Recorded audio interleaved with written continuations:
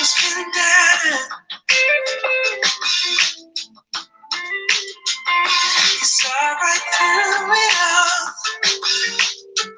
Oh, I could not fake it, no matter how I tried.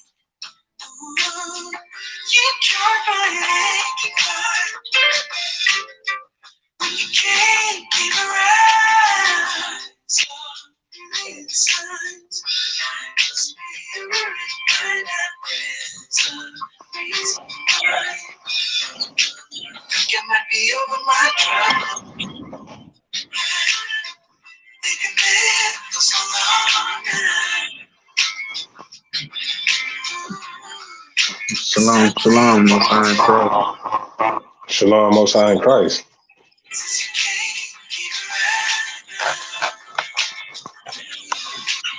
Shalom, shalom, your host with the most.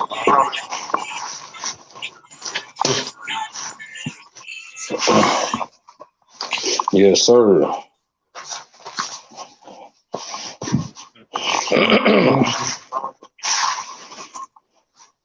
Shalom, shalom. I'm trying to see. Okay. What happened? Are you watching it from Facebook? Who, me? Yeah. I think this one might be the YouTube. I mean, I said Facebook. You watching it from YouTube? Yeah. I'm trying to see. Is there a way for you to turn the YouTube off? Turn the YouTube off? Yeah. Hold on, let me see. Let me see.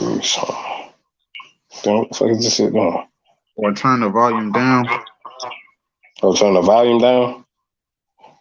Yeah, because I'm trying to see, can you still hear me? All right, hold on. But it's just, I'm getting feedback. Yeah, I turned the volume down. I can still hear you. Alrighty. Well, the feedback ain't as bad now. It ain't as bad? Yeah. Hold on, let me try something real quick. Hold on real quick, so let me see if this shit gonna work. How that sound? Let me see. Shalom, Most High in Christ. Shalom, Most High in Christ. I don't hear nothing all right, now. That's gotcha. good. Yeah, I just put on the sound cancellation. Okay, yeah, that's what's up. All right, so shalom, shalom, Most High in Christ. Shalom, Most High in Christ. Y'all know who it is. I'm your host with the most, Judea, and with me. Yes, sir. Solomon, the Benjamite. So, as we've been just going over, as we've been dropping classes here, really they've been examination classes and warning people, trying to tell you to get it right. We going all the way in with it. The Bible said what it say. We ain't gonna sugarcoat it. We're just gonna give it to you as it says. Tonight we're not gonna go. Tonight we're not really gonna go precept the Lord. We're just gonna go through this chapter and we're gonna see what it say. All right. All right. So the chapter that you want to do is what again? Wisdom of Solomon, chapter 4.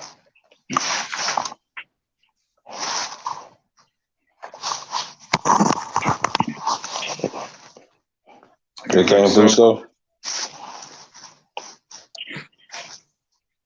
It's Wisdom of Solomon. Wisdom of Solomon, chapter 4. All right, whenever you're ready, we start it. Gotcha. Wisdom of Solomon, chapter 4, and verse 1. Better it is to have no children than to have virtue, for the memorial thereof is immortal. Because it is known. Okay. Go ahead. Because it is known with God and with man. Right. So basically, it is better to have virtue. It means it's better to have virtue. It's better, Salakia. It is better to have virtue, no Salakia. Go ahead and read that again. I don't know why I keep getting tongue twisted. I got you. Wisdom of Solomon, chapter 4 and verse 1. Better it is to have no children than to have virtue. For the Right. memorial there. Okay. Right. So it's better to have virtue than it's better to have no children and have virtue than it is. So, and saying it the same way, it'd be better for you to have virtue, which is high morals, righteousness. All right. And so it's better for you to have those things and have no children than to have children and be unrighteous and moralist. You know what I'm Man, that's saying? heavy. So when it says that better it is to have children, I mean better it read it again, Salakia. Got you. Better it is to have no children than to have virtue. Uh-huh. For the memorial thereof is immortal. So the memorial thereof is immortal. Right. Basically, your virtue will be recognized by other people and by God, and you will be remembered forever for it. Basically, when it says that, because we all die, we know that we all die. But when it Right. says when a person that those morals or that righteousness that never dies, that thing is immortal. People, it will be remembered. It was remembered by not only by people, but by who it counts by the Most High. So read this verse all the way through. Got you. Wisdom of Solomon, chapter 4 and verse 1. Better it is to have no children and to have virtue, for the memorial thereof is immortal, because it is Right. known with God Go ahead. and with man. Go ahead. So it says it will be remembered with God and with men. So understand Right. this. Like, for example, some people walk around here and they got a. Some people think that, oh, the Bible said to be fruitful and multiply. Not to make, but it wasn't talking about going out and creating a whole bunch of goddamn little demons. You going out here Right. and crashing and making a whole bunch of damn devils. I'm saying you raising up a whole bunch of murderers and whores, and you like, oh, look, Right. this is my baby. Now look at my baby. My baby got these my 3 grandbabies, but your daughter ain't married. Yeah. You know what I'm saying? See what I'm saying? Like some of y'all, when you see people who got they got children, right? But they raise them children up with no morals, no discipline, no, you know what I'm saying? Those children ain't a glory to you. Y'all be glorifying a drug dealing son. that's crazy. Oh, Lord. You're glorifying your daughter who's sleeping with the 2 biggest drug dealers in the hood. Multiplying more wickedness upon the earth. Look at this. Right, and just creating these little demon seeds and things like that. All these babies out of wedlocks. Miss abortionist herself. She don't want an abortion. Hit the abortion clinic 3-4 times already. You know what I'm saying? You live in a life of no morals. You know what I'm saying? You live in a life with no standards, no unrighteous. You know what I'm saying? You know what I'm saying? But y'all are glory in that, and that thing ain't a glory to you. People talk about you about that. You know what I'm saying? God shamed upon you. God's gonna whoop you for that. So God says it's better for you if you live moral, have righteous. Don't just go create children with anybody. Don't just go out. You know what I'm saying? You see what I'm saying? Live a righteous. It's better for you to not. It's better for you to go ahead and leave this earth without children and live with morals, with righteousness, than to went out there and create all these demons. Because at the end of the day, if you don't, Bible's basically, this man might not have this man, because this is a manly thing. Hey, brother, it's better for you to not have any children and go out in righteousness than for you to cast out, just go create children or attach yourself to one of these demons out here and create more demon children. Yeah. You know what I'm saying? It's better for you not to just go cast your seed to whatever. It's better for you to live with morals, live with standard. You will be remembered for that. Those morals and stuff is not, if it's remembered by men and God, that's immortal. You gonna leave here, you gonna die, you gonna go somewhere else. But those morals, the way that you carry, all that stuff is gonna be your righteousness, the way you walk. That's gonna be remembered by not only men, but most of all by the Most High. And that's what that verse is telling you. If it comes down to it, brother, you better off dying without children and being righteous than to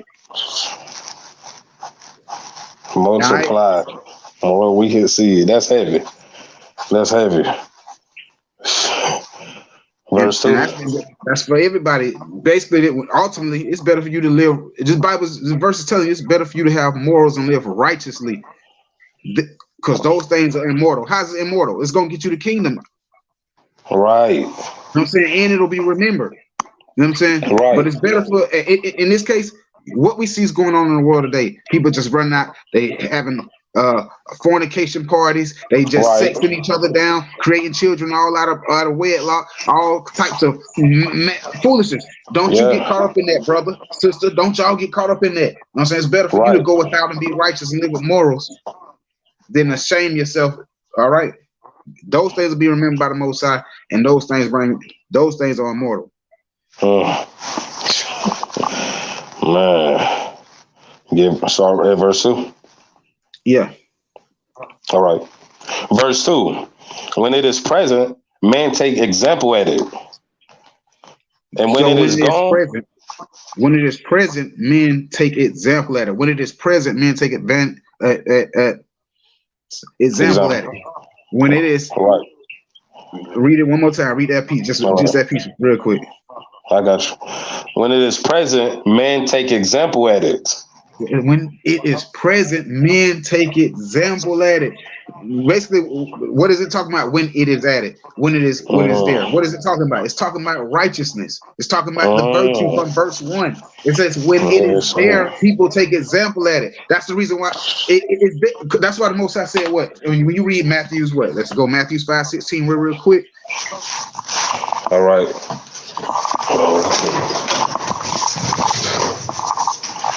You said Matthew 5:16? Yeah. All right. I had to go get that real quick. Yes, sir. Matthew chapter 5 and verse 16. Matthew chapter 5 and verse 16. And it says, "Let your light so shine before men, that they may see your good works and glorify your Father which is in heaven."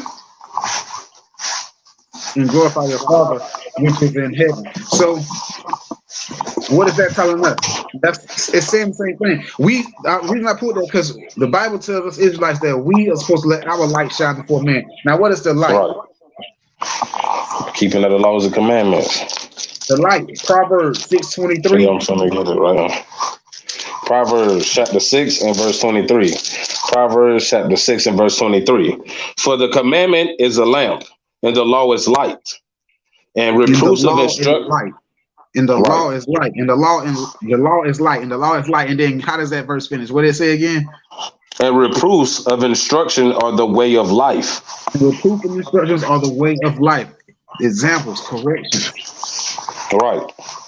It's the way of life. So when we go back over here, when it's saying that when virtue is when it is present, when virtue is present, meaning high morals is present, when righteousness is present, men follow by example, meaning that thing people will follow. People will take example. Why do our people follow? Why are we so damn wicked? Why are people so wicked? Because that's the only fucking examples we got. Yeah, that's real. But if we put righteous examples in front of them, then our children would start to what? Follow righteousness. Yeah. They know that our children are like sponge. So what do? They put sex and bullshit on the TV and on the internet for our kids to consume it at young ages, and they will only do what? Follow examples of the bullshit that they've eaten. But if they was to see us walking in righteousness, giving them a different example, guess what? Yeah, they'll follow that righteous example. If they see you, sister, shut the hell up and submit to a brother, what you think your daughters will grow up and do? The same thing. If they'll stop seeing you have different boyfriends every other year, what you think they'll learn to do? Stick with one man. Stay committed to one man. That's right. If you brothers would take care of your houses, what you think your sons would have an example of doing? Growing up taking care of his household. See what I'm saying? Right. But if you brothers would also be stern, firm men and run your households, command your households, don't take shit, what you think your sons would do? The same thing. You put that example for him to lead that same way. What am I saying? I'm saying that if we get the men to do their damn part, Right. We would kick out all wicked women. And if we get the women to do their part, then we would have no more wicked children. Yeah. It's heavy. But It's heavy, man. the reason why we do all the opposite, why do we do the opposite if everything that is supposed to be done? Because that's the only example. But the Bible tells us what? Let's read this again. When righteousness, virtues, and high morals are present, read it again, bro. Wisdom of Solomon, chapter 4 and verse 2. When it is present, men take example at it. Uh-huh. And when it is gone, they desire it. When it is gone, they desire it. People will miss it. When it is gone, they desire it. Bro, that's heavy. That's why you think I'm gonna show you how example of that. When the congregation was standing and everybody was in there, and you see how now they're like, damn, I missed those times we was going. You wanna know why? Because righteousness was there. Right. When it was real firm, Commander Judea, no, you know why? Because you were forced to stay into righteousness. So you missed that because righteousness was there. So when it disappeared, you missed it. Right. You know what I'm saying? And the same thing with brothers when they leave, you know what I'm saying? They still having flashback memories of the times they was in the truth. They remember congregating with the brothers. They remember this. You go, because righteousness was there. And when it's gone, you miss it. Man. So, what are we seeing here? Let's read it again. Wisdom of Solomon, chapter 4 and verse 2. When it is present, men take example at it. And when it is gone, they desire it. Can you read? Mm-hmm. Yeah. All right. It weareth a crown and triumpheth forever, having gotten the victory, striving for undefiled rewards. Right. So it says, basically what it's saying is it's always been the finest and the most noblest quality. Like it's the finest prize a person can win. That's like the crown, right? And then it's the finest prize a person can win, and it's always been one of the most noblest qualities a person can have. Right. So that's one of the most noblest qualities a person could have. What's noble? What does that mean? Honorable. Honorable quality. That's Shalom. It's an honorable quality that someone could have, right? Now, it says that and triumph forever, having gotten the victory, striving for undefiled rewards. Now watch what it goes into the next verse. Read on. Verse 3. But the multiplying broad of the ungodly shall not strive, nor take deep rooting from bastard slips. So no matter how many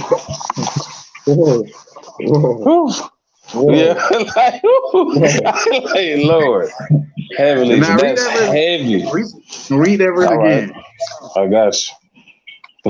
Wisdom of Solomon, chapter 4 and verse 3. But the multiplying broad of the ungodly shall not thrive, nor take deep rooting from and take rooting from bastard slips. Nor lay in. That's heavy. So it says basically what it's saying is no matter how many children are born of unforbidden unions, and y'all know what that means. Yeah. You know what that means? The unforbidden union, unmarried couples, fornication, y'all one night stands, hookups, booty call, boyfriend, girlfriend, but ain't no marriage ever. Basically just an adult fornication act because you did it for a while and then after a while and then you know what I'm saying? But it was never, and then it comes and explains what it is later on in there when it says no children of an unforbidden read that, Salaki. It says the multiplying brood under the ungodly shall not thrive, nor take deep rooting from bastard slips. You know what they're talking about? Children that are made out of wedlock, that are not of a godly union. None of them will ever amount to anything. They are illegitimate. That's That's why it says they can never lay a firm foundation for themselves and can never take deep root, which you're going to understand. It's going to explain itself in this verse, but it's saying that children that are bastard slips. You know what a bastard slip is? I mean, oh shit, I didn't know I was praying. Yeah. This is hookup, one night stand. This anything that isn't of a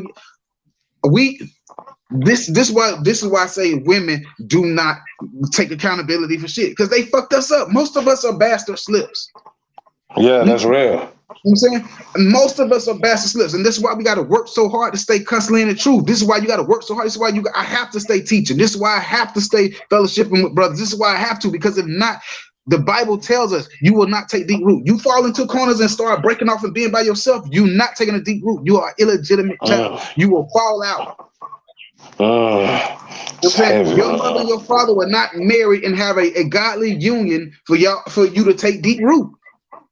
You know what I'm saying? And every last one of these, and you got all these single mothers running around here, you know what I'm saying, and talking shit to men and not even understanding that the children that they created are bastard slips.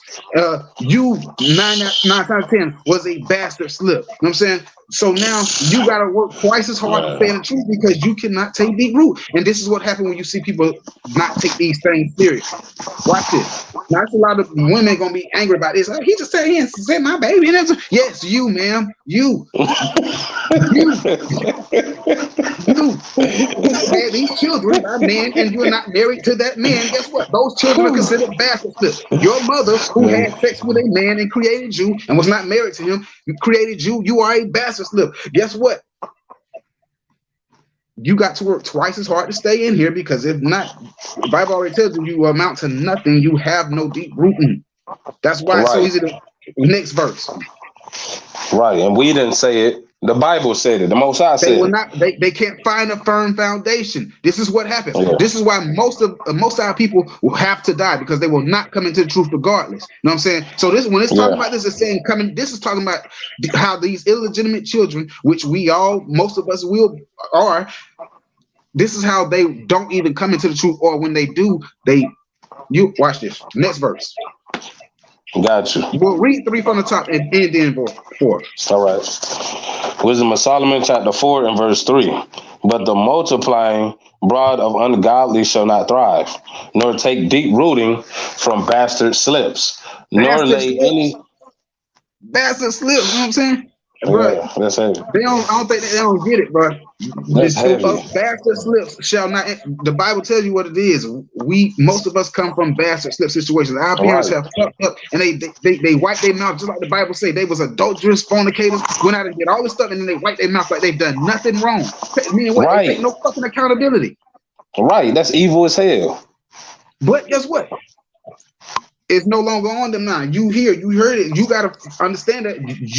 You want to know why some people, brothers, be saying, man, it's so hard. It's hard in the truth. It's getting hard. We want to know why? Because we are children that can't find a firm foundation. Our only hope is to stay amongst and keep yourself in the works, or else you don't have deep rooting. Wind, waves. Next, read 3 and 4 again. I'm sorry. I ain't gonna interrupt you no more. No, it's good. Wisdom of Solomon, chapter 4, verse 3. But the multiplying, gotcha. But the multiplying broad of the ungodly shall not thrive, nor take deep rooting from bastard slips, nor lay any fast foundation. For though they flourish in branches for a time, yet standing not fast, they shall be shaken with the wind, and through the force of winds they shall be rooted out. So now let's break this down. Read 4 again. Watch this. So explaining. Now watch this. Read this again. All right, verse 4. For though they flourish in branches for a time. So it says, though they flourish in branches for a time. You know what that means? Though you may come into the truth for a time, which is what you see brothers do, right? They come into the truth for a time, right? What happens? Right.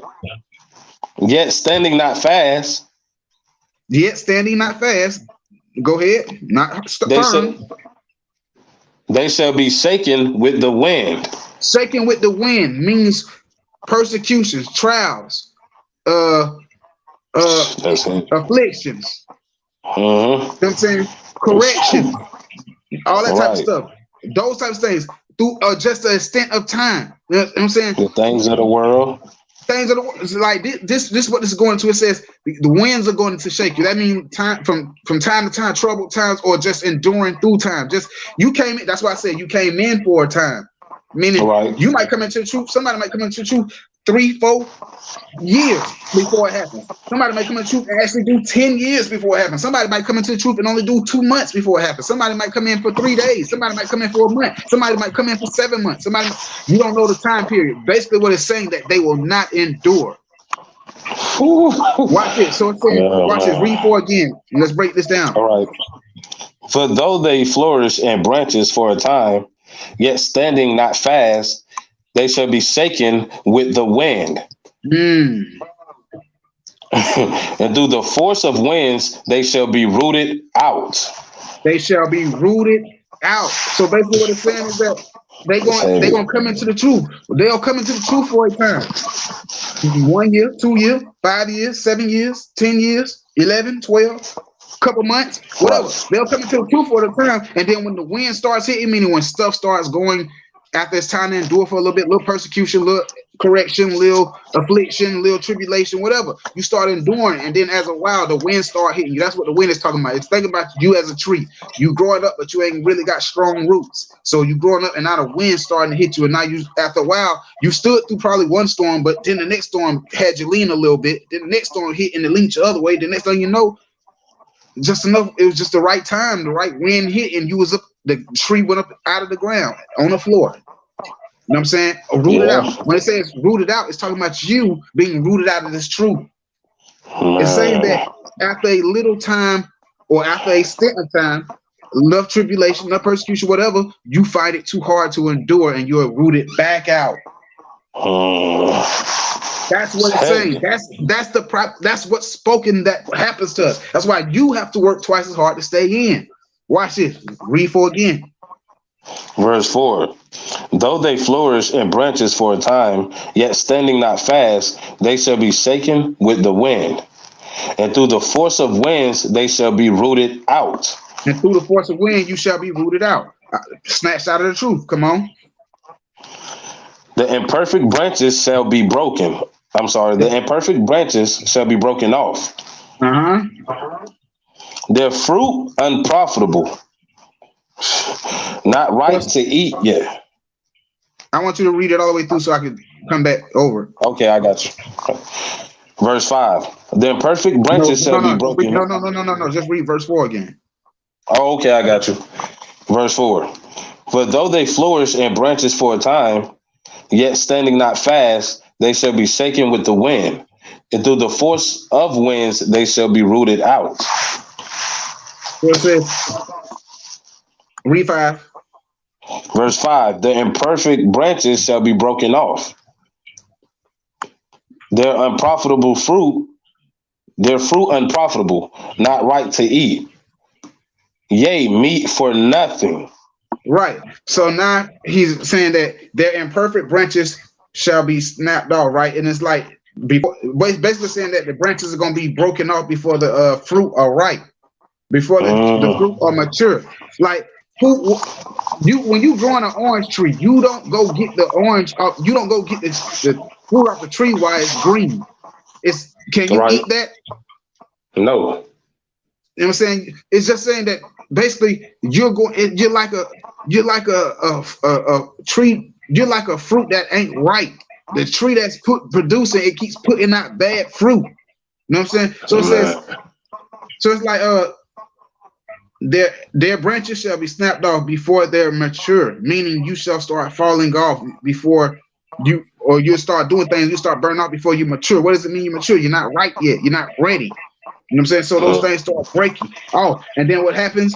You start producing fruits that are never right, meaning what? You never fully convert, you never fully repent, you never can turn all the way over. And you know what happens?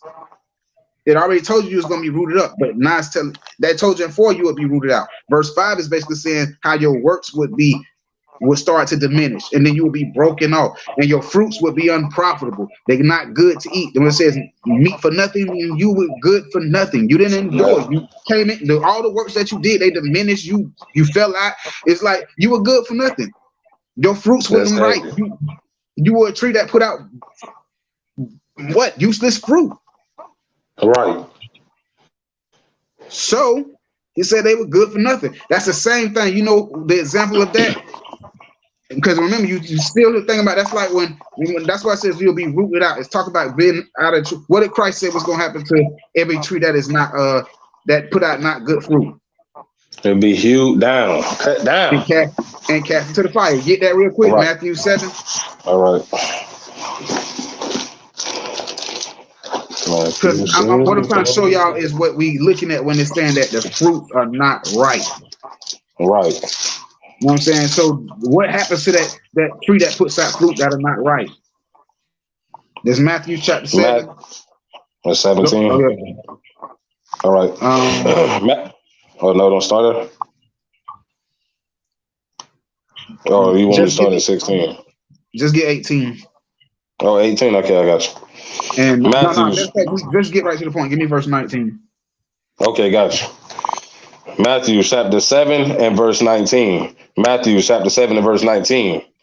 Every tree that bringeth not forth good fruit is hewed down and cast into the fire.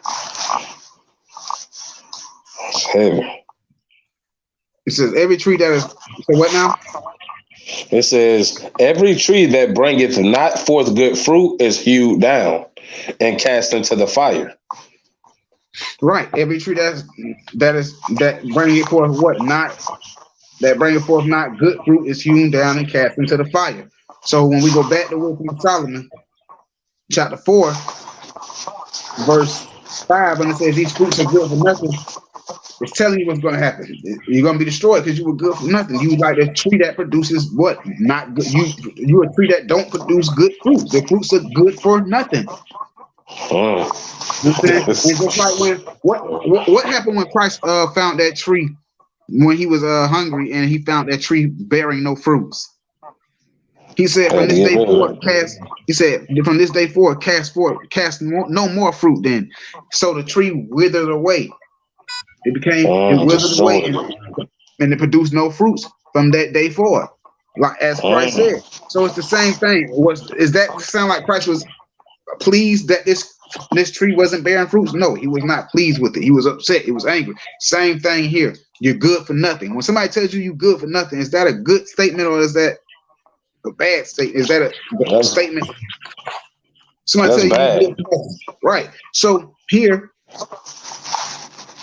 that bastard slip child who comes in for a time and then doesn't endure to the end, he falls out, his works amount to nothing, he's good for nothing. He's still gonna get the fire. Wow. And that's the same thing with any other brother in this truth, but this is talking about you bastard slips. This is you understand this. And our women be running around here praising and steady talking about, look at my little Ray, look at little Johnny, look at little John Quisha, and these children are all made of bastard slips. Next verse. Verse 6. For children begotten of unlawful beds are witnesses of wickedness against their parents in their trial. That's heavy. On Judgment Day, children of a unlawful union are nothing more than just witnesses to testify against their parents' wicked act. So you run around here with little John Quisha, little Ray. Yeah, little John Quisha and little Ray is the witnesses about how your ass been living. You know what I'm saying? Right. The single mother who said this is a witness against how you've been living. This is a testament. And this is why I be talking about when you meet certain when you come through this wall, you meet certain sisters in the audacity for them to come at you with the shit they be coming at you with. You like you talking this shit, you sit up here with little Ray and little Timothy. Sit up here with little Ray and little Timothy, who's a testament to let me know how you was living before you met me. You got all this shit you popping. Right. You know what I'm saying? This is you brothers. This is a testament. This is gonna be a witness against you in a trial of your the way that you were living. You know what I'm saying? You didn't take this woman, you didn't marry this woman, y'all. This one is lawful union, y'all bumping and grinding. Oh my God, she got pregnant. That's a bastard slip. Mm. Because they are witnesses against their parents in the trial. I hope they understand how heavy that shit is, bro. That's heavy. Verse 7. But though the righteous be prevented with death, yet shall he be in rest. Now You read? it says, the righteous, though the righteous, Salaki, but though the righteous be prevented with death, yes, yet he shall find rest. Now, basically, the righteous people, however, will find rest, even if they die young. Even if they die young, the righteous people will find rest. Rest is paradise. Right. So that's what this verse basically is breaking down here. But though the righteous be prevented with death, yet he shall be in rest. Meaning, though the righteous may see death or whatever, he still finds paradise, whether he dies young or old. He finds paradise. Man. Go ahead. Or peace. All right. He will find rest, peace. Go ahead. All right. Verse 8. For honorable age is not that which standeth in length of time, nor that in measure by number of years. Right. So it says, we honor old age, but not just based off of how old someone is. Shalom, shalom. Shalom. We honor people, but we don't account them wise just because of how long they've lived. Because some people could be old fools. Yes, they can. It ain't just about the days that they live. That don't make them they may have experience with things, but that don't make them knowledgeable. You know what I'm saying? Yeah. It don't mean that they knowledgeable just because they live.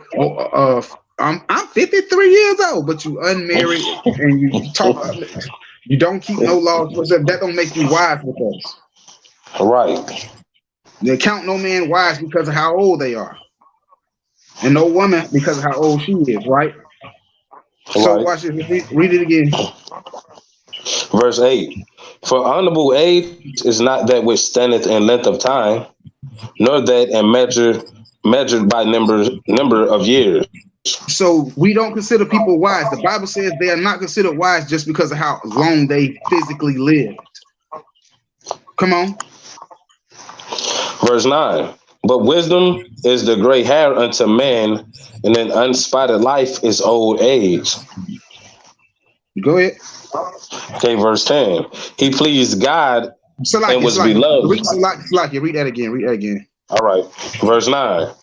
But wisdom is the gray hair unto man, and an unspotted life is old age.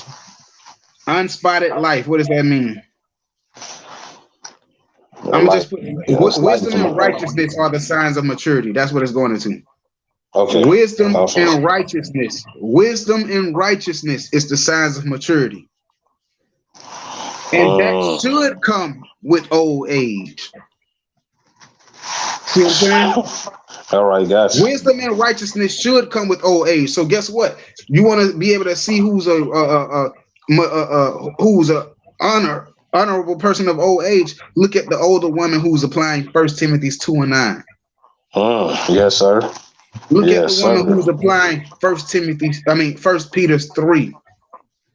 Right. You know what I'm saying? The wise woman. Look at the woman who's being a keeper at home. Who's well within her, pleasing her husband, keeping her house in order, raising. See the way that's the older woman that you want to look at. Look at the older man who's keeping God's laws, statutes, commandments. His house is in order. His children are in order. Right. You know what I'm saying? Righteousness, wisdom and righteousness are the signs of maturity. In other words, those are the things that make you honorable. And those things should come with age. All right. All right, just read on. Verse 10. He pleased God and was beloved of him, so that living among sinners, he was translated. Right. He lived amongst he pleased God and was beloved of him, so that he lived amongst sinners. He was translated. Right. Now, Yeah. the example of that is once there was this man named Enoch who pleased God and God loved him. So Right. while he was still living amongst sinners, God took him away. Right. You know what I'm saying? And it's all gonna come into it. Watch this. What I want you to do is read that verse. Hold on, let me see. All right. Read from 7 to 11. So 7 to 11. yeah, read from 7 to 11, and we're gonna get a full thought because it's all gonna All come right. together. All right. Verse 7, Wisdom of Solomon, chapter 4, verse 7. But though the righteous be prevented with death, yet shall he be in rest. Verse 8, for honorable age is not that which standeth in length of time, nor that is Mhm. measured by number of years. Verse 9, but wisdom is the gray hair unto man, and an unspotted life is old age. Verse 10, he pleased God and was beloved of him, so that living among sinners he was translated. Verse 11, yea, speedily was he taken away, lest that wickedness should alter his understanding or deceit beguile his soul. All right. So now I wanted you to read that all the way through, so everybody has a full like understanding of what's being said here. Now, All right. so when it says in verse 7, but though the righteous be prevented to death, yet shall he be in rest. Remember when I said this verse is basically saying that though the righteous though the righteous may die, they still find paradise, no matter how old or how young. No matter how Okay. old or how young. Keep that in mind. No matter how young they die or how old they die, the righteous always find paradise. That's important to remember. Why? Because it says verse 11. Verse 11. Read that, bro. Verse No. 11. Don't read 11. Don't read 11. Read 8. All right. We're gonna keep it in order. Okay. Verse 8. For honorable age is not that which standeth in length of time, nor Now, that why is does that make measured. sense? Why does that make sense? Because it just told. I remember I just told you the righteous will find paradise, no matter Oh, how old or how young they die. The righteous okay. will find paradise, no matter how young or how old they die. Then it says in the next verse, it says what You said the next verse? for honorable aid. Yeah. Okay. For honorable age is not that which standeth in length of time, nor that is which measured by number of years. Why? Because some people think that he died young, it must have been wicked. Oh, if Yeah, they lived that's true. long, they must have been righteous. Right. But the Bible just told you, no matter how young or how old they are when they die, if they was righteous, they find paradise.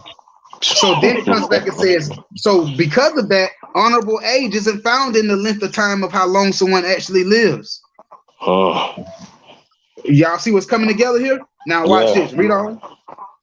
Verse 9. Go ahead. Say it again, bro. Okay, verse 9. But wisdom is the gray hair unto man, and But an wisdom is the gray hair unto man. Why? Because wisdom to gray hair as a man is basically experience, meaning this person, gray hair comes with what? Time. You know what I'm saying? right. So experience. So you remember I said you may have experience of life and doing things, but it don't make you wise. True. See what I'm saying? True. The Yeah, part true. that makes you, here's the next part. Read the end of this verse again. And an unspotted life is old age. An unspotted life is old age. An unspotted life is old age. Unspotted life. Blameless. What does that mean? A righteous life. So righteous wisdom and righteousness is signs of maturity. So Mm, somebody could be young and possess a big spirit. That's that's crazy. what I'm saying. Yeah. Somebody could be. It could be a younger man who walking in righteousness, teaching the word, and it could be an older man who's out here teaching folly. Well, Right, who's the that's one true. that you would say is wise and mature out of that? The younger man. you would say that older man has more experience in life. He done been around longer, he done been through more things. Yeah. But you wouldn't say that this young man has it together. He on the right path. This guy's Right. off. So what we're saying is here is not about the days that you actually live. Don't think that someone's righteous because they made it to 60, 70 something, 80 something. And don't think somebody's wicked because they died at 11, 14, 26. Okay, gosh. You know what I'm saying? Watch this. Because wisdom ain't the wisdom that the Bible's speaking of isn't talking about is declared by somebody's actual living days. Come on, watch it. Okay. Verse 10. He pleased God and was beloved of him, so that living among sinners, he was translated. So he pleased God, so living among sinners, he was translated. Now, example of that was Enoch. Enoch was a man who pleased God and God loved him. So while Enoch still lived among sinners, God took him away. You know what I'm saying? Right. Now, same thing with this thought. Remember, though the righteous may see death, they still find the paradise, no matter how young or how old. Wisdom ain't discovered and righteousness ain't declared by how long somebody lived. You know what I'm saying? It's by how how long they lived is by the way they lived. All right. Then it's like verse 9 is the righteousness and wisdom is the fruits that would be declared of maturity or the one who was righteous or whatever, right? Or good life or whatever. Then verse 10 says that they please God, so it's translated, though he was living amongst sinners. Now, this is why I say, don't ever count it by how long somebody lived. Why? Because Enoch was Enoch was taken away, right? Yeah. So it's just like, let's say a young person dies early. Most people assume that in Israel, they quick to count him as wicked. But let's see what the Bible gonna say right here in verse 11. Verse 11. Yea, speedily was he taken away, lest that wickedness should alter his understanding or deceit beguile his soul. So it says that's heavy.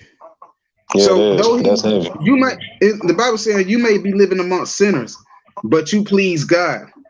So there's a man, he lived amongst sinners, but he pleased God and God loved him. So God took him away speedily. Why? At least he be because he didn't want his spirit to be corrupted. He didn't want him to.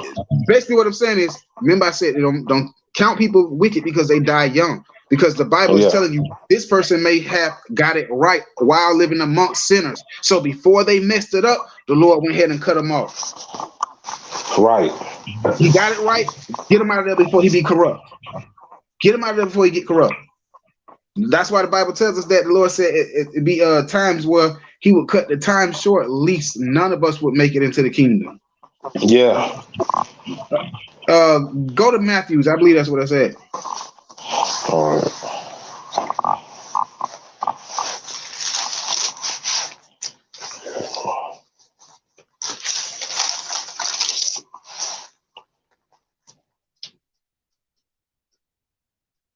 That's Matthews 24:22. All right. Matthew chapter 24 and verse 22. Matthew chapter 24 and verse 22. And except those days should be shortened, there should no flesh be saved. See? But for the it just see said what it says? Watch it, read it again. All right. Matthew chapter 24 and verse 22. And except those days be shortened, there should no flesh be saved. Why? Because most people who make it up into the hundreds, 300s, 400s, they mess it up. Yeah. He said, so unless I cut the days short, no flesh would be saved. Meaning if he let us live long as we all desire, we will fuck up the wall. He got to cut it off when you get it right. So guess what? There might be somebody who was 26 and they did what they needed to do, and they got to get them out of there before they be corrupt. Gone. So don't consider them wicked just because they may have died in a certain way. They were, he died young. He had to be wicked. Oh, this man dropped dead when he had to be. Don't do that.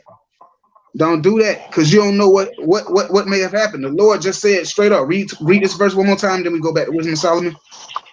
Matthew chapter 24 and verse 22. And except those days should be shortened, there should no flesh be saved.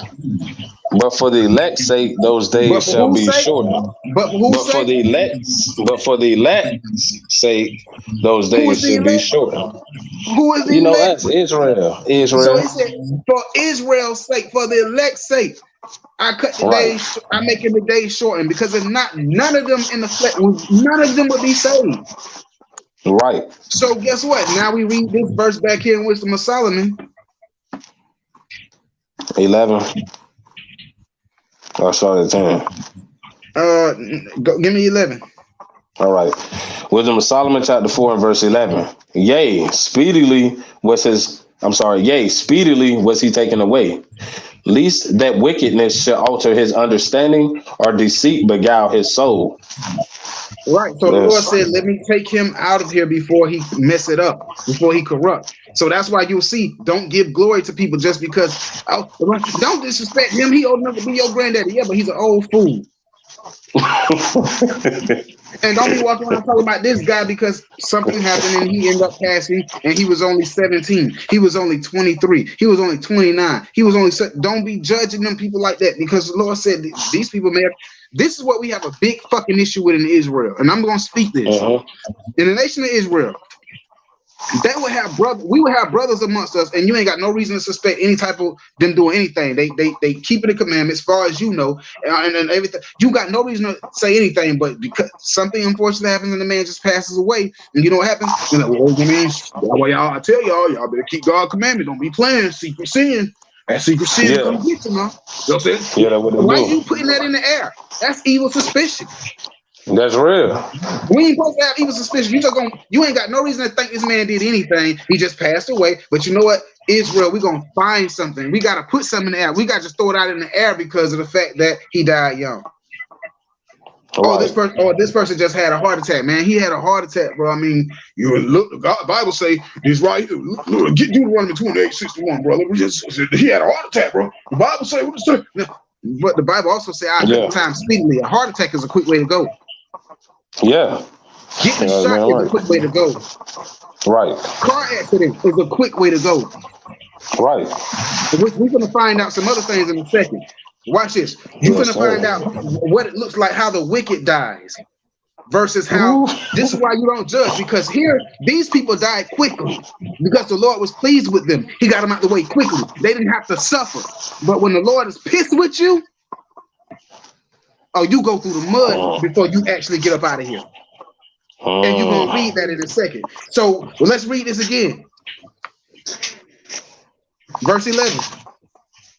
Okay, verse 11. Speedily was he taken away, lest that wickedness should alter his understanding, or deceit beguile his soul. Go ahead. So the Lord took him up out of here before he messed up the wall. Gone. Let's go. For the bewitching of naughtiness doth obscure things that are honest, and the wondering of concupiscence does undermine the simple mind. Right. So the Bible says, we all know, it says, basically, damn it, I just lost thought. Read that again, one more time. Okay. Verse 12. Verse 12. For the bewitching of naughtiness doth obscure things that are honest, and the wondering of concupiscence doth undermine the simple mind. Yeah, concupiscence.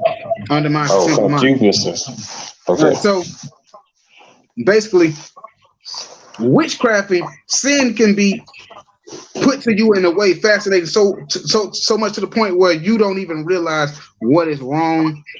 What's wrong starts to feel good. It, like when you get so indebted into your own lust, which the sin that's in bonds to you, that it can be.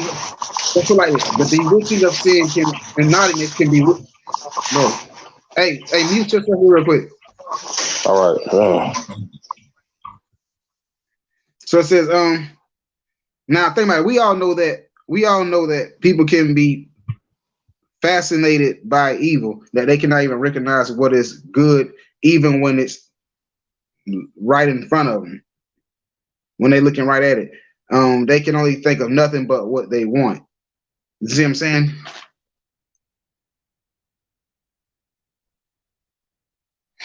It says they can only think of what they want at that point in time. So, and I'm gonna show you how it can make people simple minded. Like, you ever thought about this one dude, and this really happened. He was so endeavored in sin, and he was texting this dude's wife while we was at the job. I mean, he was texting this dude's wife. So the dude's wife sends him a picture of herself down low. It set him so far on go that he was no longer even thinking. First of all, he's going over to this woman's house who lives with her husband, who I guess was in the army or whatever the case may be, but he was back. You know what I'm saying? You going to mess with a married woman, so you're going to commit adultery in that man's house, knowing his reputation and everything.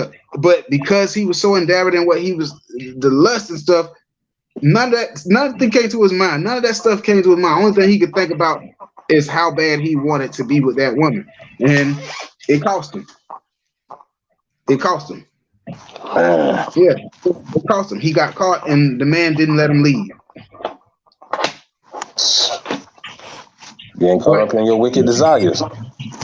Right, but this right here, it's like, okay, let's think about it from the concept of how it's been broke down. So this person is living their life. The Lord took them out the way before they was bewitched or beguiled. Why? Because enough evil will what? Obscure the things that are right, or meaning it will taint the things that are honest. It'll taint the things that are righteous and make it not as effective, or make what's evil seem okay or not as bad. You see what I'm saying? So basically, because the world is so wicked, when that spirit was right, the Lord went ahead and just took it out. But basically what's happening is you live longer and longer and longer because your fruit ain't right. Right. Watch this. So you steady trying to right, and that's what the Bible was breaking down earlier, how they fruits never become ripe. So we cast the tree down. They become good for nothing. You keep on going until you basically spoil. Watch this. Read on. Verse 13. Don't get me wrong, I'm saying some of y'all, don't get me wrong, because y'all do understand that. I'm not saying that, if you don't die young, then you was wicked. But oh yeah, we want the Bible talk. Watch it. We gonna let the Bible talk. Right? So don't be counting the people that died young because they may have got it right, and that's why the Lord snatched them before they could mess it up. Right. Read on. We at verse 13. Now watch this. Yeah, 13. He being made perfect in a short time fulfilled a long time. So basically, righteous. He did righteous. Damn. It's just like Enoch. Enoch achieved in few years a time of perfection that other people could never attain in a whole complete life. So basically, it's like this particular person, that's what I'm saying. Don't judge the person that may have died young because you don't know if the Lord cut him off because he did what he needed to do in a short period of time. And in his short life, he accomplished what he needed to do. He was perfect in that short window of time, and the Lord took him out then. So he fulfilled, basically, by his short life was just as valid or better than most people's long life. See what I'm saying? If he go out in righteousness and he died, if he went out in righteousness and he went out early in righteousness, that short time is better than 2/3 of our people's whole life. It's more complete. So watch this. Read on. Verse 14. For his soul pleased the Lord. Therefore hasted he to take him away from among the wicked. See? Because to be is to suffer. So it says, because this person got it right and his soul pleased the Lord speedily. Meaning, what remember I said, don't make the Bible said make haste to keep the commandments. Yeah. The Lord, so this is telling you, therefore the Lord hasted. The Lord, man, he hurry up, get him out, hurry up, get him, go get him. The Lord said his soul pleased the Lord, and the Lord said, get him out of there, quick, get him from amongst the wicked. Man.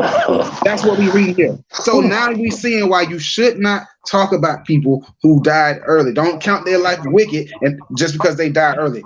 But I'm gonna show you, don't also account people life wicked because, and don't account people life righteous because they live long. And I'm gonna show you why. Because right here, what did we just read? Quick deaths, early deaths, young deaths. We read all of that, right? Right. And that was all in the context of because somebody was righteous or did right. Uh-huh. Now let's get into some other shit. Read on. Verse 15. This the people saw and understood it not. This the people Neither saw and laid understood they it up not. this The in their people saw. minds. Hold on. Wait. It says, this the people saw and understood it not. Meaning when this man died young or the way he died, car accident, shot, heart attack, whatever, something happened fast. Some type of death. When it happened, they understood it not. I ain't gonna say a heart attack. I don't want too many people start thinking that just because their uncle had a heart attack, he was righteous. No, that's not what I'm saying. You know what I'm saying? But let's just say somebody, because he died speedily, he died early, he didn't have a long or full life or whatever, right? People understood it not, and you know what they did? That's what people do in Israel today. A brother died amongst us, and we don't understand because they read it. They understood it not. What did they do? We don't. They understood it not. Neither laid they up this in their minds, that his grace and mercy is with his saints, and that he have respect unto his chosen.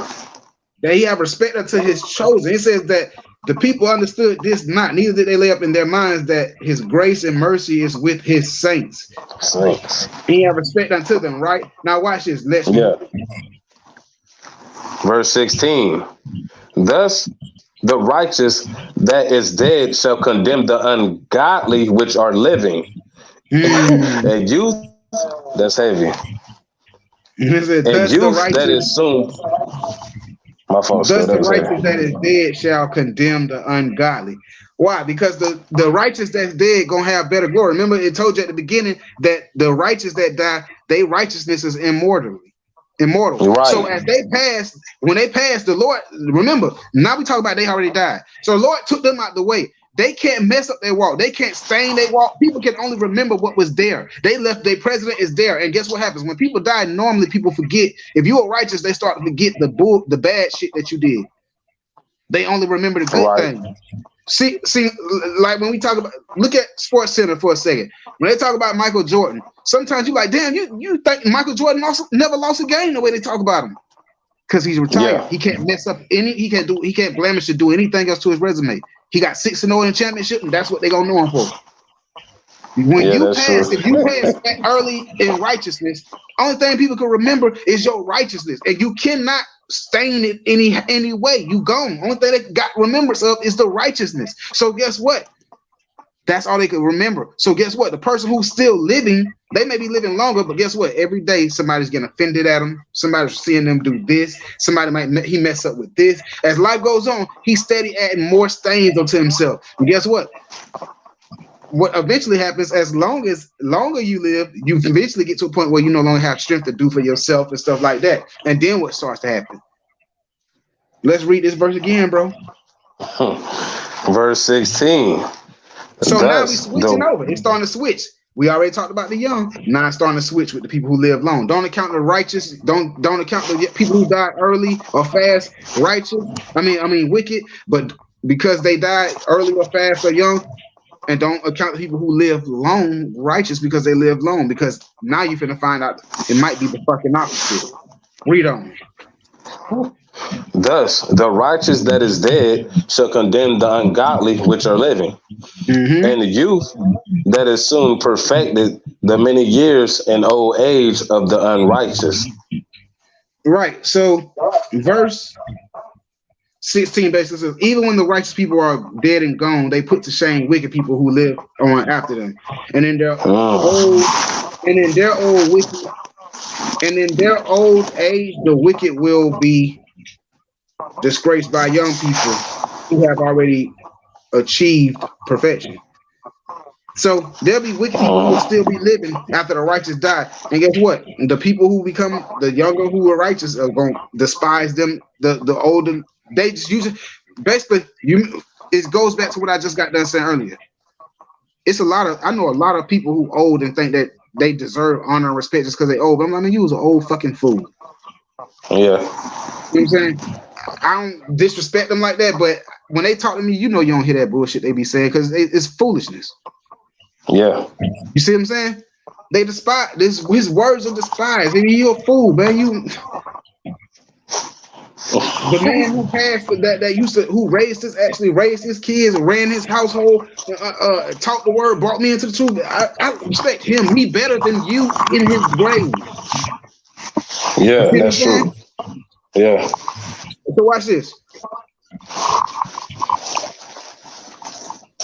All right. So they gonna eventually become despised. Watch this. Now we gonna get to the meat and potatoes. Why I say don't account people righteous just because they live long. Because honor is not in the days of how long somebody lived. Watch this. We already read about people dying young, fast, being in righteousness. He goes to flip side. People who live long, watch this. Verse 17. For they shall see the end of the wise and shall not understand what God and his counsel have decreed of him. And to what end the Lord hath set him in safety. Verse 18. That's heavy. Verse 18, they shall see him and despise him, but God shall laugh them to scorn, and they shall hereafter be a veiled carcass and a reproach among the dead forevermore. They make light of the wise person's death. They make light of the wise person's death. I mean, they mock him. They say, "Oh, he had to be wicked." They mocked him. They mocked the wise person's death because they understood it not. But the Lord will soon laugh at them when they die.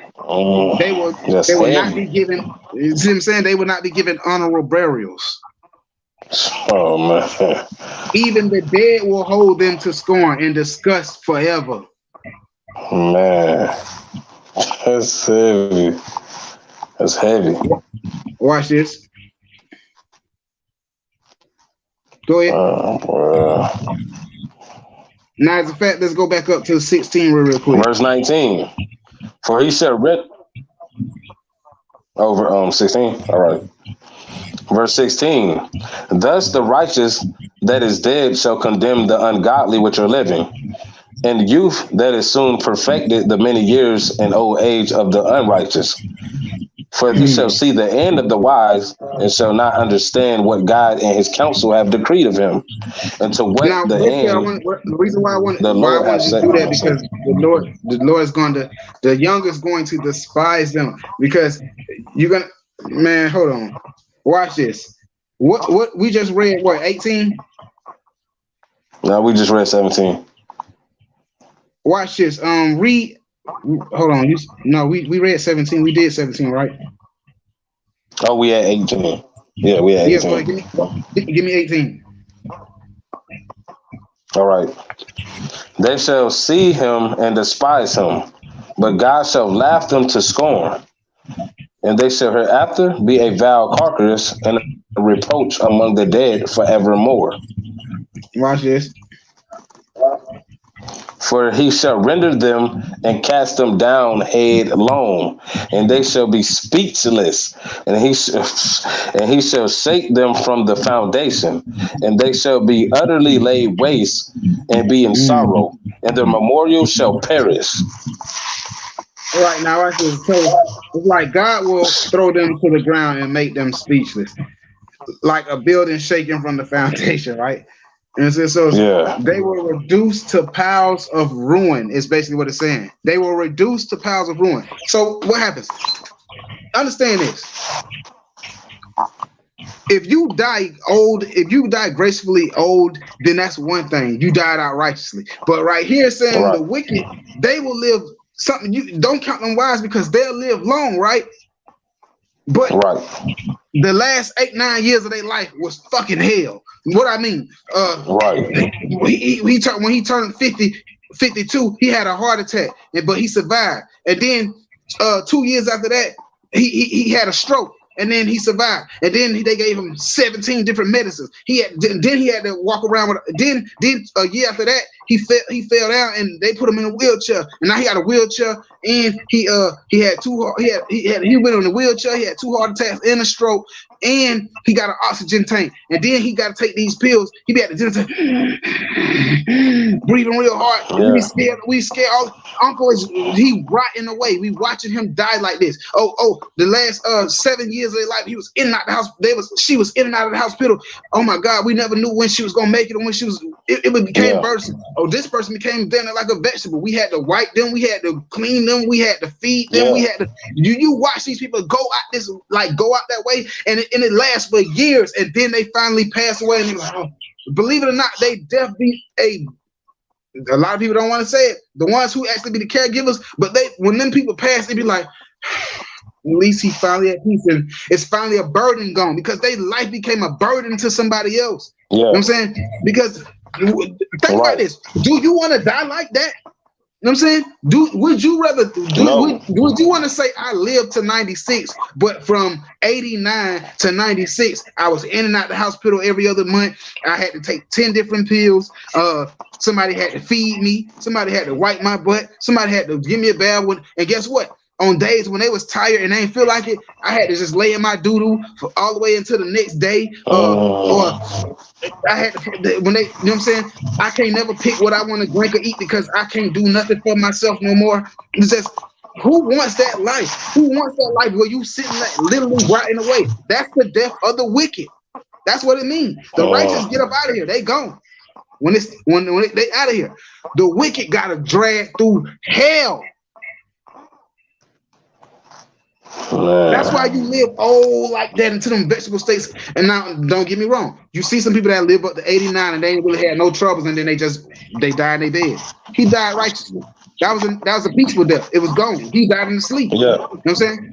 He didn't. Yeah. I'm talking about people that you literally, the ones that's living a wicked, they die in the wicked death. It's the ones that you see go through all these turmoil issues and health issues and everything on their way out. Then it's like they suffer. They done went in the hospital 10 times and still ain't died. The Lord ain't closing the light on them. He letting them drag them through the mud. Same way how he killing them slowly. In other words, a wicked death is a slow death. It eats you. HIV. Look how long it takes for HIV to eat people all the way down to the bed. Yeah. They suffer through that.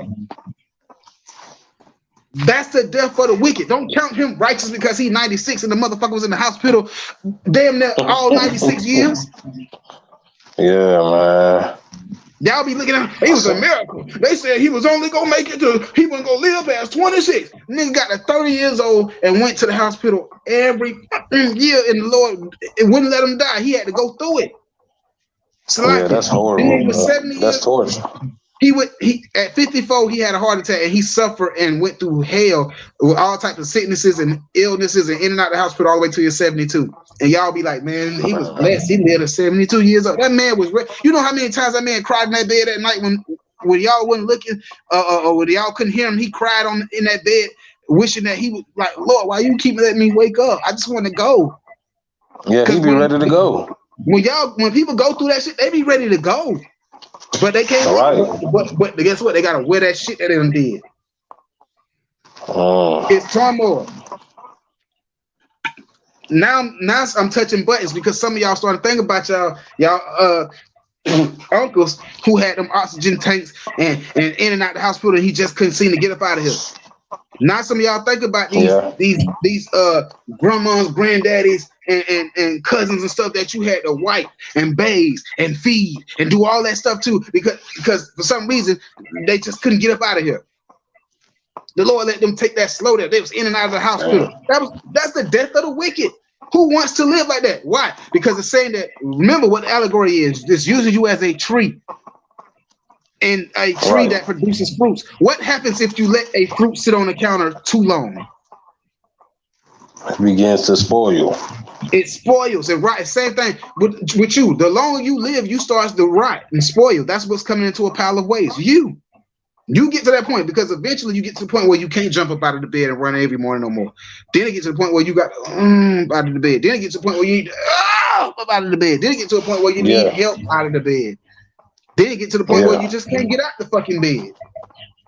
See what happened as time went on, you got the fruit became it hit a peak when it was ripe and it should have been picked. And then you know what happened? Damn. As time went on, it finally more time started to rot until guess what? It was no good anymore. And that's what you see with the wicked. They sit around and they rot out. They rot out. And that's why you see them going to the hospital in and out like that. That's why you see them losing all their abilities and suffering like a motherfucker, swallowing 10 pills and everything. That's why, because they die in the death of the wicked. Torture them all the way out and then give them some crazy shit to die out with. That's the death of the wicked. So don't count nobody wise because they 70 something.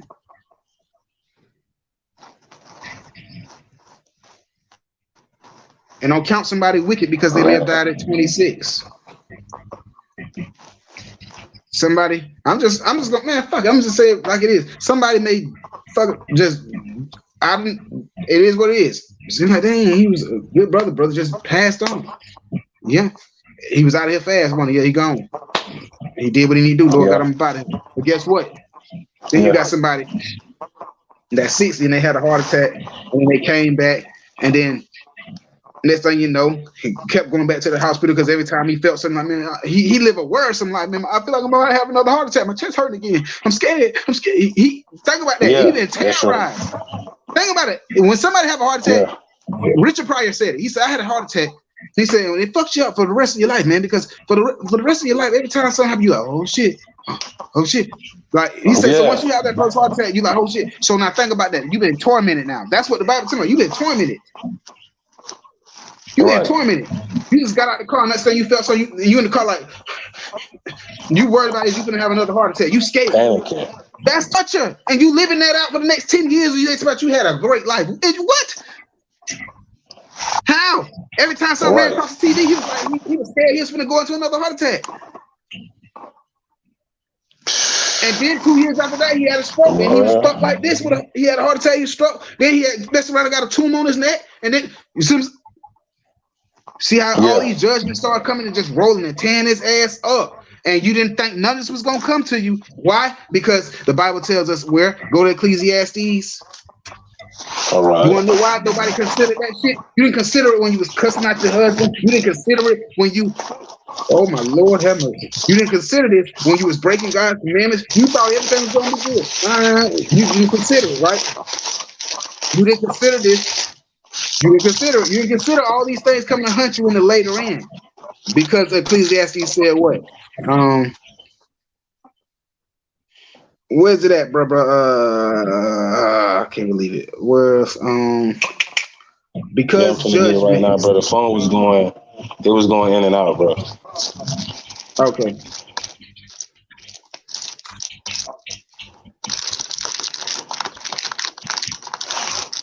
All right. Oh yeah, Ecclesiastes 8 and 11. 8 and 11. 8 and 11? Yeah. All right, gotcha. Ecclesiastes chapter 8 and verse 11. Ecclesiastes chapter 8 and verse 11. Because sentence against an evil work is not, I'm sorry, hold on, let me start it over. Because sentence against an evil work is not executed speedily, therefore the heart of the Son of Man is full set in them to do evil.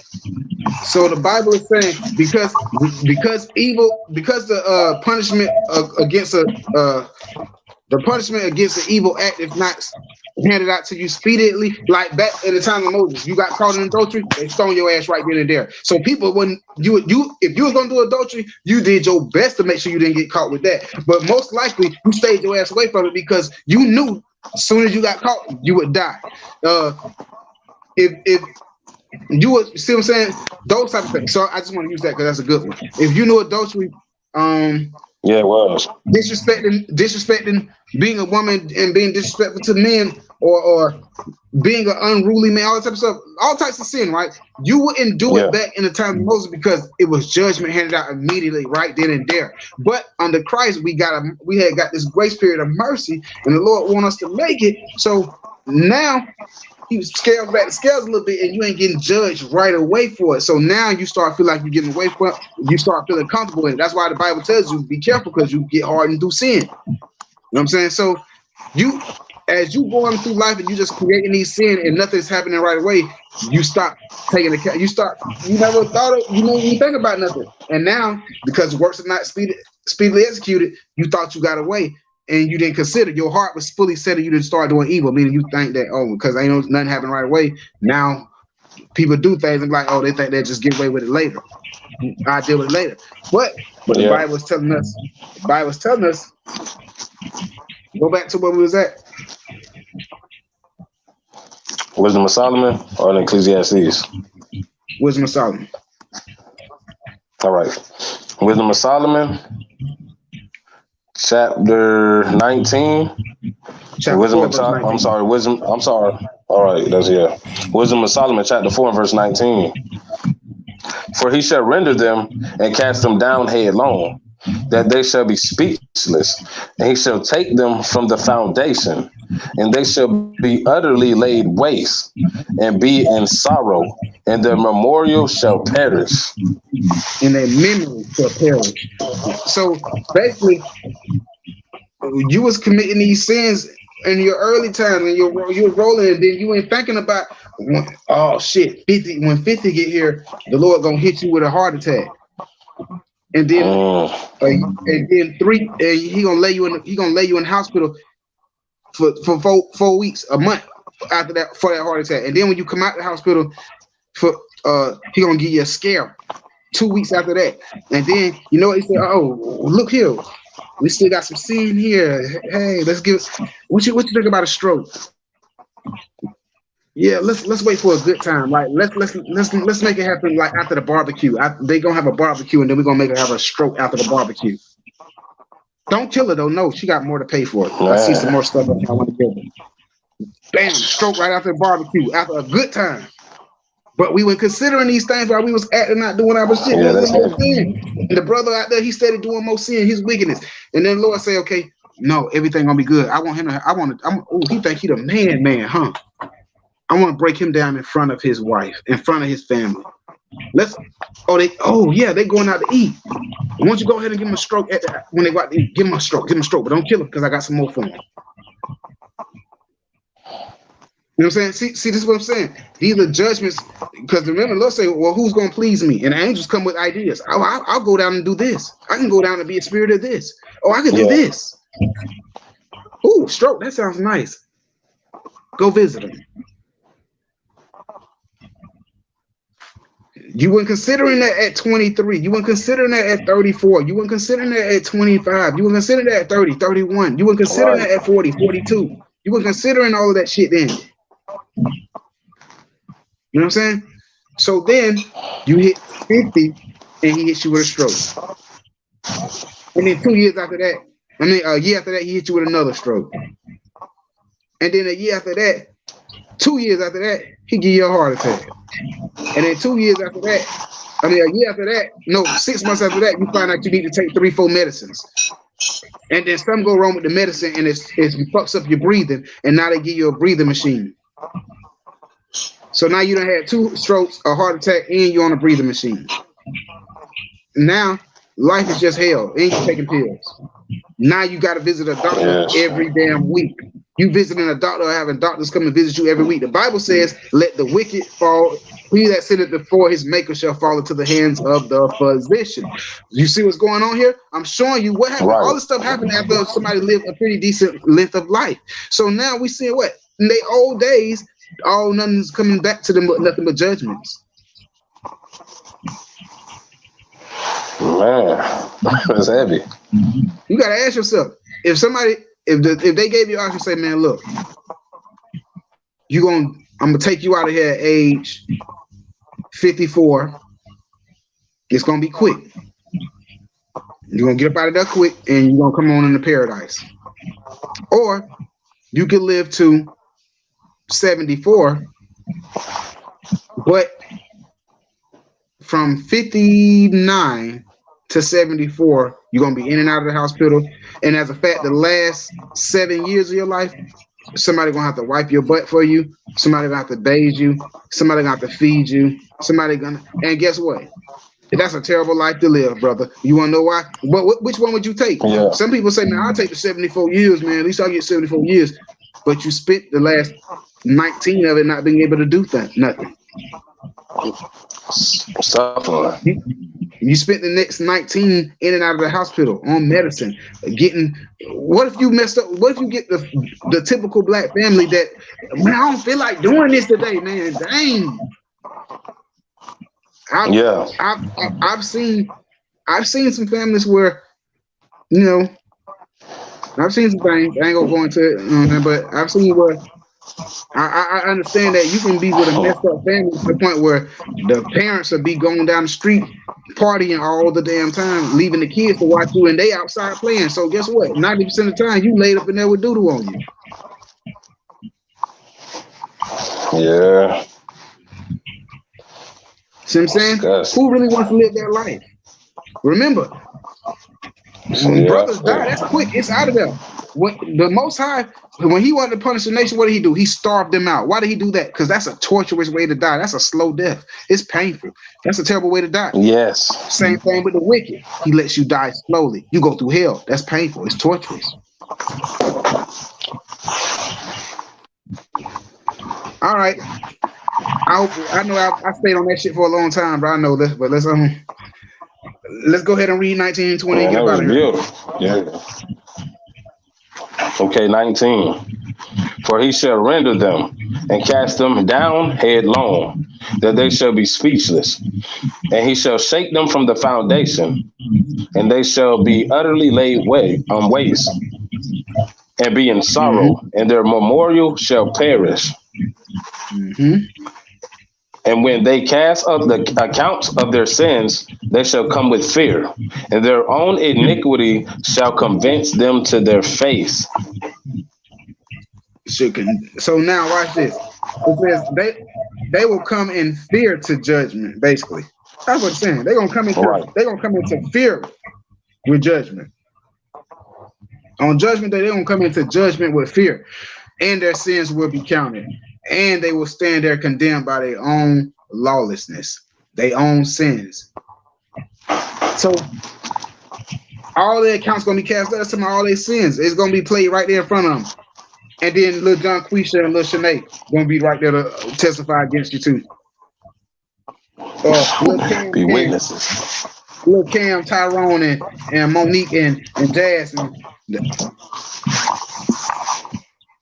they gonna be the witnesses to him and her who were never married. It was just a bastard slip. That's heavy. Every man was saying it works will condemn them. That's what the Bible always say. Every man will be rewarded according to his own works. All right. So guess what? That long suffering, slow death is a payment for your works. For him to get up out of here and go find peace quickly, that was the part. He been get rendered for his works. But you, right, who had to die that slow, gruesome death, and we know that you had a wicked death because the Bible tells us that your death is grievous to everybody. I mean, your life is grievous. Meaning what? You became a burden to people. If you live and you become a burden to people, you know that you became a burden. Right. You gotta think about it. I don't give a fuck how much anybody love you. Nobody wants to wipe your ass every day. Nobody wants to bathe you, clothe you, feed you. Nobody wants to do that every single day. I don't give a damn how much they love you. Nobody wants to do it every single day. They got to. That's you were burdensome to somebody else. Your life was grievous because you were wicked. You didn't get your. Just like some of y'all mothers right now, wicked as hell. Ain't submitted to no man, nothing. And as soon as you get your shit together, she gonna be in the age and expecting you to put your life and everything else to the side to have to come back and get her now. Now you got to put your life and everything in the hole, take care of because her wicked ass didn't submit to a man when it was her turn. Right. And they want you to fuck your life up for them. And guess what? You 9 times 10 you gonna do it, and you'll see that she gonna die a wicked death. Cause y'all gonna be in the goddamn clinic and the office every goddamn week, in and out, steady scared, can't even focus at work because you're worried about that call. You know what I'm saying? But anyway, I pray y'all took something from this, man. Yeah. So don't count anybody righteous because they live long. Oh yeah. Because of their days on earth. Look at the damn condition of these people. People, they be at damn church. You know what I mean? Brother Deacon Elroy Shoal is blessed. He 87 years old. Look at him looking good. Meanwhile, his ass over there. He over there. You look at his face and he look like he in pain. He got a breathing tank on. Somebody come and hold his face up, making sure he take a pills. Hold his head back and pour the water in his mouth. Hold his head back. You going through it. You going through it. I mean, some of y'all gonna be going through hell. You know it. You gonna be going through hell in and out of the hospital every other day. Being called the word. All the way to your mother, get up out of here. She got bad for the wicked. Right. You know what I'm saying? And so don't forget no concept of this class though. We are bastard slips. We can only amount to shit if we don't put it. That's why we must put in double the goddamn work to make it to the kingdom, or you destined to get the same slow goddamn death. And guess what? You want to know why it's so hard for us to endure this truth after time and stuff? Because you don't have deep roots, son. You don't have deep roots. And that's why it's best for you to stay in the work, stay amongst the brethren who can keep your ass pressed down, stay amongst the sisterins and the brethren. I mean, stay amongst, let's put it like this, stay amongst the motherfucking men in this truth. So you're going to be pressed down and keep yourself stable. Because the ground that we were laid on is not firm foundation. But nonetheless, don't be the one to die. Don't get a wicked death. I pray y'all took something from this, man. Yeah, we pray. Shalom to you all, Most High in Christ. I hope y'all took something from it, though, man. Y'all know, man. Y'all know I love this. Yes, sir. Love this, man. One Nation Israelite School. Yes, sir. I'm your host with the most, Judea. Let's go.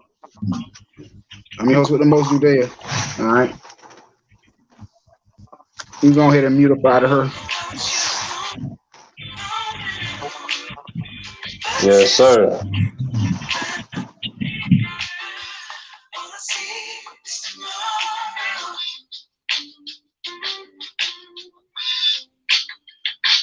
Hear me calling.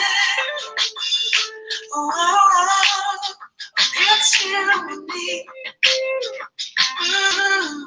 Yeah. 'Cause I cannot make it. No matter how I feel. Yeah. 'Cause you heal my aching heart. When you come around, it's all inside.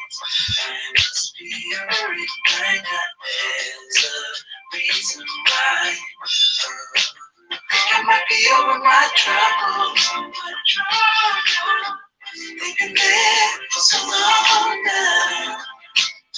It's over.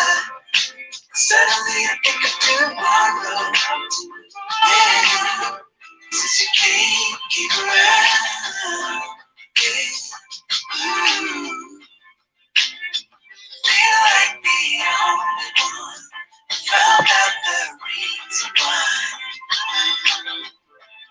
I was just lonely, but since you came around, all I see is tomorrow.